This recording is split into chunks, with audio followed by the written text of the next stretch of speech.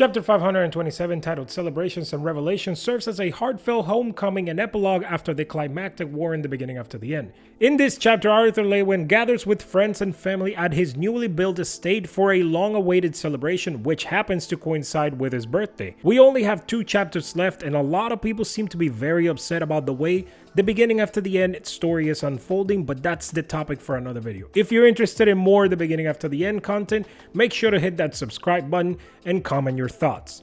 Now, let's get into the chapter. The chapter opens with Arthur Lewin in the primary bedroom of his lavish new home, turning a small cracked stone over in his hand. This stone symbolizes the sacrifices Arthur made to save the world.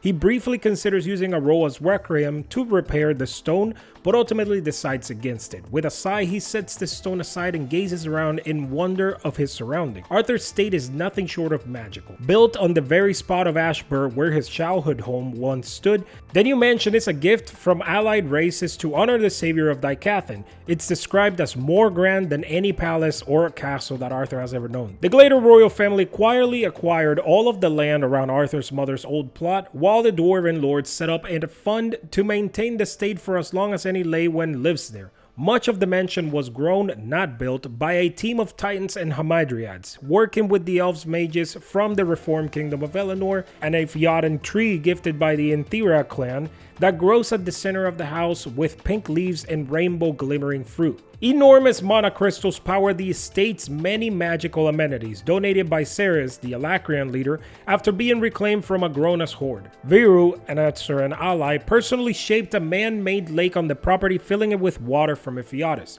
Arthur is humbled by these gifts, but he isn't used to being showered with rewards, so he feels a bit uncomfortable. Arthur's inner thoughts turn to Tessia. They now share a master suite, which didn't feel real to him. He felt like at any point fate was going to come back and just take everything away from him. He still has this uneasiness that even though it is peaceful times, every time Tessia leaves the house, Arthur freaks out that she may never come back. So he goes back to the cracked stone and wants to restore it with a Roa's Requiem again. Turns out this cracked stone is the Stalker Stone. He wanted to fix it to spy on Tessia to make sure that she was okay, but stopped himself thinking that she just went to get some groceries, so it's fine. He kept feeling an itch to use King's Gambit. It was as if he stayed using it for so long he became addicted to it and felt scattered without it. His core no longer drew an ether, his reservoir almost depleted. He felt that once whatever ether he has was gone, his core would break down and likely he would die. He also realized he can't even sense mana, unless he used Realm Heart. But he told himself that everything was worth it. No matter the price he paid, everything was worth it. Then his mom comes. They have some small talk and head downstairs for lunch, when someone actually knocks the door. Jasmine, Helen, and Durden come to visit, and it brought back memories of the twin horns all together again. They start having friendly banter, and we hear Ellie screaming from across the yard, telling someone to get off her bond. Ellie and Tessia were coming back with the Heltias. Vincent is mesmerized by how grand Arthur's new mansion is and tries to get Arthur to secure a meeting with the Asuras so they can give him some goods for his auction house. Everyone keeps talking and just having casual moments with each other, and then Tessia comes and wraps her arms around Arthur's waist and looks nervous, so Arthur tells him that there's nothing to worry about. If she gets overwhelmed by everyone, she can just go ahead and hide somewhere inside the mansion since it's big enough to disappear. Bud reassures her that Sylvie and Virion will be there soon. Tessia wasn't really worried about everyone being together at the party. It was more the fact that soon after their lives would change again. They wouldn't all be together hanging out and spending their days having fun. Everyone had responsibilities they needed to go back to. Virion needed to continue the repair of Eleanor, managing relations with the Alacrian refugees, working agreements with the dwarves, and even the Asuras. We also find out that Mordain has actually been teaching Tessia how to unlock her true power and potential. Just like he had also once done that with Elderinia and taught her how to be a seer. Even though Tessia isn't actually a seer, she's a highly respected individual among many. The Alacrian respect her for surviving after becoming the vessel for their legacy, and she had also spent a lot of time around dwarven lords. The Asuras had admiration for her for being a recipient of a Morning Pearl. Everyone was always watching her, just wanting to see what she would actually accomplish on her second chance at life. Some might even treat her as an equal to them, and Arthur thinks to himself that whenever him and Tessia marry each other, she would actually become a member of the clan Lewin and Archon. The scene switches over to another side of the house, and Arthur is in the dining room with Ren, Kane, Gideon arguing over the technological advances Specifically, they're revising the idea of the steam train, saying that the train could be a major equalizer for them in this new world they live in. Then we get a little bit more insights into the new ways of government being chosen in this new world that Arthur had created. Supposedly, there's new parliament and a king is still trying to be selected for Sapin, but said king has to go through certain trials. Sapin had been ruled by the king and queen for hundreds of years, and then we briefly oversee the Tri-Union Council, which consisted of the previous kings and queens of Sapin, Darv, and Eleanor. Even if they in turn mostly answered to Aldir, although the dwarves had been quick to suggest, adopt, and begin working toward a new form of government for Darv, the people of Sapin had so far faced more difficulty. Curtis and Catherine don't want the throne, but they keep suggesting that Arthur should be the king. Arthur is not interested at all in it. Ran and Gideon started bickering with each other, and then Sylvie finally arrived. Cordry came as well. Arthur apologized to him about what happened with Aldir, and Cordry told him not to worry about it since Arthur had been more than fair enough with the Asuras.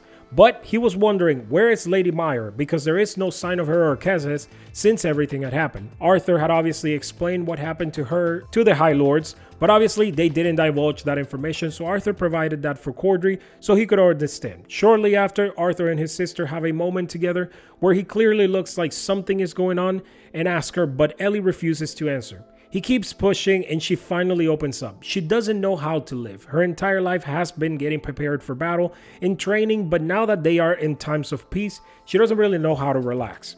Arthur explains that it's not just her and him, it's hundreds of thousands of people, even the Asuras. They're all trying to figure out how to live this new normal, because her life had basically gone from training for life and death situations to daily walks by the lake with her massive bear. They talk a little bit more while Arthur tries to calm her, and then Ellie leaves to teach an Asuran how to make Shul fall in love with her, so Arthur starts thinking about those who couldn't come visit him for his birthday party. The Gladiators being too busy, everyone from Alacria, since there's no more teleportations between continents except for inside the Relic Tomb Spire, so they had to travel by ship and some Phoenix flights, but he doubted Kara would be able to show up. Regis was missing for a few weeks, saying that he had something important to do without telling Arthur what it was, and just disappeared. But the one person Arthur missed the most that wasn't there was his own father, Reynold. Then Very shows up. She's wearing regular clothes instead of a uniform and started growing her hair back, so she looked like an entirely different person. Arthur asks her if she wonders how things would have turned out if she had let Byron actually kill Arthur back when they first met. Then he apologized for misleading everyone during the war, since it almost cost Very her life, but she took accountability and said it doesn't matter because in the end not only did she survive, she actually integrated, and that was worth the price. With the mention of the integration stage, Arthur asks what is she planning to do now. We find out that she has been asked to stay Alliance until Sapin decides who is the new leader will be, but she was also offered a teaching job soon to be at the reopened Zyrus Academy, teaching high-level students about integration. But she first wants to spend time with Tessia, trying to help her awaken her own integration stage, and Arthur chimes in by pointing out if that were to happen, then someone from every single race will have someone who has reached integration. Reason being is because Vere believes peace is easier to keep when all sides are equal in power, which makes perfect sense. Arthur teases her by calling her Professor Vere and telling her that she is chasing in his footsteps. Then Arthur goes on a tangent talking about the possibilities if Tessia were to achieve integration, but then stays silent, and when asked, he just says it's nothing. She notices Arthur is trying to think of a way to get his powers back or at least be able to stay alive, and Very suggests that maybe what Arthur is going through right now is his own way of integration stage. But Arthur shuts it down and tells her the truth. He isn't, and when the last of his power is spent, his core will break down and he will lose all of his magic, and God runes will basically be inert. Then 3 new people came through the front door of the house: Stannard, Karya, and Darvis, which were all previous members of Tessia's team in the Trailblazer division. They came because they heard that Tessia was living there. Tessia immediately came and met up with them and gave them a group hug.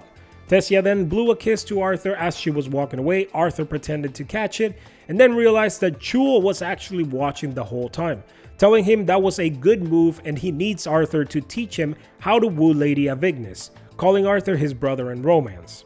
Then Regis finally made his return. A massive shadow wolf with wings of bright fire landed 20 feet away from Arthur. He actually had a passenger on his back who slid down, and Regis says, "Presenting Lady Cara de Noir of Central Dominion Alacria," poking fun at the situation. Jewel gets excited and wants to play violent games, but Arthur's mom says it's time for cake and presents, so she stops the idea to play any games at all. Kara says she's incredibly happy to have been invited, but wasn't too fond of her method of transportation, saying Regis kept pretending that there was turbulence, so Kara had to hold tighter to him. Arthur chimes in saying that Regis is still better about the name, with Regis cutting in saying that the Horny Trio was a great name. Then as they're walking inside, Arthur's mom tells him that she loves him, and Arthur replies with, "I love you too, Mom."